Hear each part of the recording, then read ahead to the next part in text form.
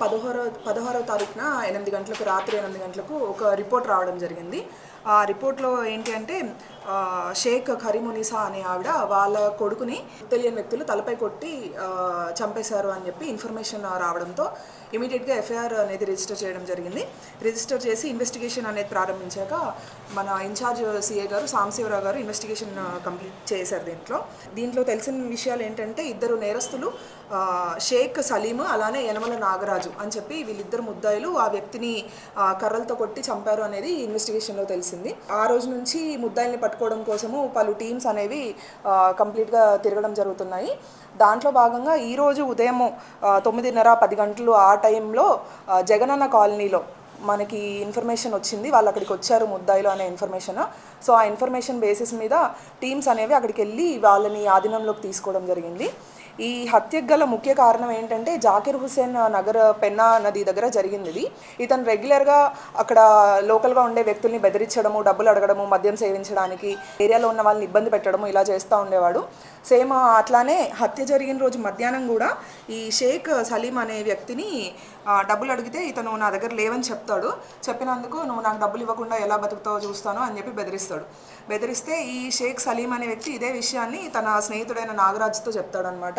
చెప్పి వాడు ఎలా అయినా నన్ను చంపేస్తాడు, ఒకవేళ అతను చంపడానికి వస్తే అతన్ని మనం రిటర్న్, అతను బతకనివ్వడు కాబట్టి మనం రిటర్న్ చంపాలి అతన్ని అని ముందుగానే ప్లాన్ వేసుకుంటారు. వీళ్ళు పెన్నా నది ఒడ్డున అక్కడ ఉండగా ఈ చనిపోయిన వ్యక్తి ఎవరైతే ఉన్నారో అక్కడికి వెళ్తాడు ఓపెన్ డెఫికేషన్ కోసం అని చెప్పి. వెళ్ళి వీళ్ళని చూసి అక్కడ బెదిరించి కొట్టడానికి వస్తాడు. వచ్చినప్పుడు వీళ్ళు ఇమీడియట్గా వీళ్ళు ముందుగానే అనుకున్నారు కాబట్టి ఎలా అయినా నన్ను చంపడానికి వస్తే చంపేయాలని చెప్పి సేమ్ అదే ప్లాన్ ప్రకారము ఆ కర్రలు తీసుకొని కొట్టేసి అక్కడ తలపై బాది చంపడం జరుగుతుంది. సో ఈరోజు మనం అరెస్ట్ చేసినప్పుడు వీళ్ళు హత్యకి ఏవైతే కర్రలు ఉపయోగించారో అవి కూడా అక్కడ వాళ్ళు ఆ పర్టికులర్ ప్లేస్లో ముందే అక్కడ పెట్టుకొని వెళ్తారు. ఈరోజు మనం వెళ్ళి చూసినప్పుడు అక్కడ కర్రలు కూడా ఉన్నాయి, అవి కూడా మనం స్వాధీనం చేసుకోవడం జరిగింది. సో ఈ కేసులో ముఖ్యంగా ఇన్ఛార్జ్ సిఏ గారు సాంబశివరావు గారు, అలాగే రెహమాన్ ఎస్ఐ శివయ్య అండ్ ఏఎస్ఐలు నర్సయ్య, ప్రసాద్, మిగతా పీసీలు అందరూ కలిసి వీళ్ళని ఇన్ఫర్మేషన్ అనేది పర్టికులర్గా వచ్చినప్పుడు ఛేదించి వీళ్ళని పట్టుకోవడం అనేది జరిగింది. సో దీనికి ఈ టీం మొత్తాన్ని నేను అభినందిస్తున్నాను.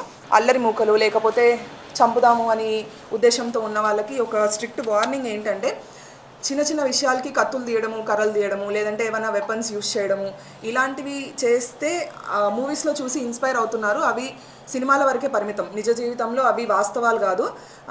దాంట్లో ఎవరైతే అలాంటి వాటికి పాల్పడతాడో వాళ్ళు హీరోలు అవుతారు, కానీ నిజ జీవితంలో మాత్రం మీ జైల్స్కి వెళ్ళడము ఇలాంటిది క్రిమినల్ యాక్టివిటీలో ఇన్వాల్వ్ అయినందుకు స్ట్రిక్ట్ యాక్షన్ అనేది ఉంటుంది. పేరెంట్స్ది చాలా ఇంపార్టెంట్ పాత్ర.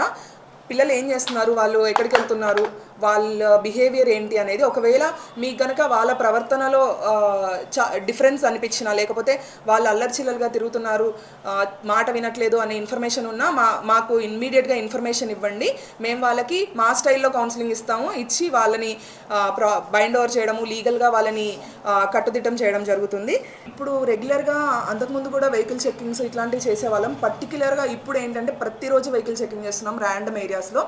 ఎవరైతే డెడ్లీ వెపన్స్ పట్టుకొని తిరుగుతున్నారో, కర్రలు కానీ కత్తులు కానీ లేకపోతే ఇంకా ఎలాంటి ఇన్స్ట్రుమెంట్స్ అన్న క్యారీ చేస్తున్నారో అలాంటి వాళ్ళకి మా తరపున స్ట్రిక్ట్ వార్నింగ్. మాకు దొరికితే మాత్రం మీ లైఫ్ స్పాయిల్, ఈ మాట గుర్తుంచుకోండి. మాకు దొరికితే మాత్రం ఖచ్చితంగా వదిలిపెట్టేది లేదు. రీసెంట్ కూడా ఎవరి దగ్గర అయితే వెపన్స్ దొరికాయో వాళ్ళపైన ఆర్మ్స్ యాక్ట్ విధించడం జరిగింది, రిమాండ్ కూడా ఇచ్చారు. ఎట్ ద సేమ్ టైమ్ ఈ కొద్ది రోజుల్లో చాలామంది పైన పీడీ యాక్ట్ కూడా పెట్టాము. ఇప్పుడు కూడా ఇంకా రెడీగా ఉన్నాయి ప్రపోజల్స్ పీడీ యాక్ట్ పెట్టి వాళ్ళని జైలుకి రిమాండ్కి పంపించడానికి. ఎవరెవరైతే రౌడీ షీటర్స్ ఉన్నారో, వాళ్ళ వెనకాల తిరిగి అల్లరి మూకలు ఎవరైతే ఉన్నారో వీళ్ళందరూ గుర్తుంచుకోవాల్సిన విషయాలు. అన్నెసరీగా మీ లైఫ్ స్పాయిల్ చేసుకోవద్దు. మా టీమ్స్ కూడా మఫ్టీలో తిరుగుతున్నాయి ఐడెంటిఫై చేయడానికి. ప్రతి ఏరియాలో ఉన్న ఈ ట్రబుల్ మాంగర్స్ ఎవరైతే ఉన్నారో వాళ్ళని ఐడెంటిఫై చేసి స్టేషన్స్కి తీసుకొచ్చి కౌన్సిలింగ్ చేయించి అట్లానే ఆర్డీఓ గారి ముందు బైండ్ ఓవర్ కూడా చేపిస్తున్నాము. ఒకసారి బైండ్ ఓవర్ అయిన తర్వాత మీరు ఏదన్నా చిన్న క్రైమ్లో ఇన్వాల్వ్ అయినా, అది ఎంత సింపుల్ క్రైమ్ అయినా కూడా హీనియస్ పనిష్మెంట్ అనేది ఉంటుంది. ఈ విషయాన్ని అందరూ గుర్తుంచుకుంటారని చెప్పి నేను మరీ కోరుకుంటూ థ్యాంక్ యూ.